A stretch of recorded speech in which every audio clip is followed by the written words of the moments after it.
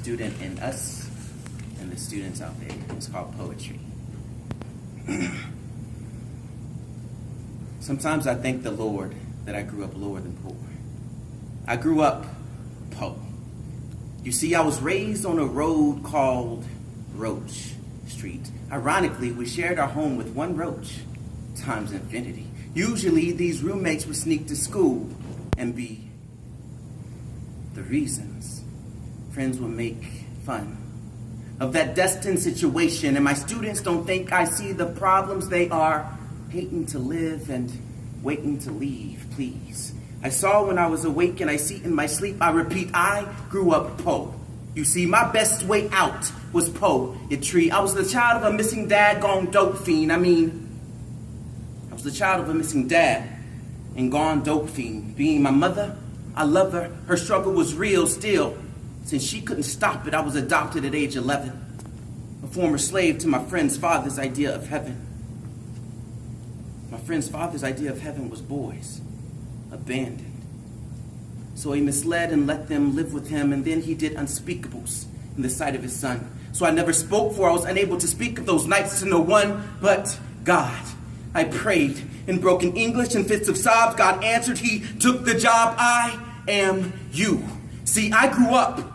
I got out. I found deep down in me was preparation to meet their needs.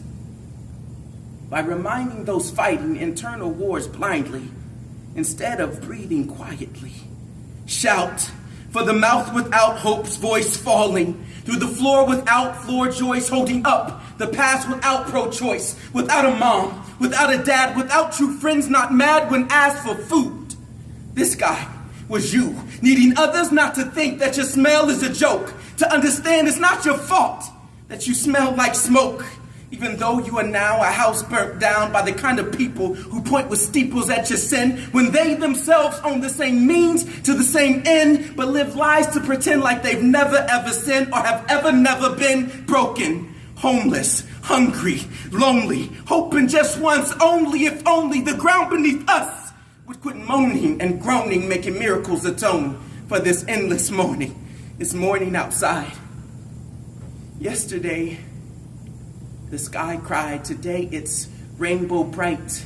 Blends in for you are the blue in the bend. It's morning outside again. You're morning inside again. Your struggle within is forcing you to embrace death's ideology. Because the afterlife has got to be better than a Murphy's Law apology. Right? No. Suicide is never an option. In facing a problem, the first step is stopping.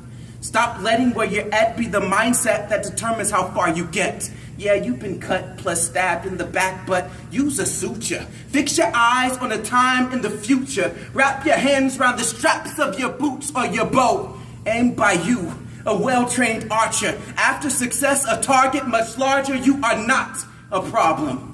You are the problem solver. Second step. Remember where you were.